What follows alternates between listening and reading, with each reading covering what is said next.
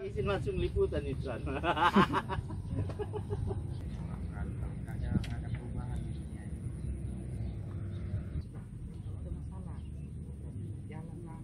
Gagal lah. Ini Susi bantu sekali.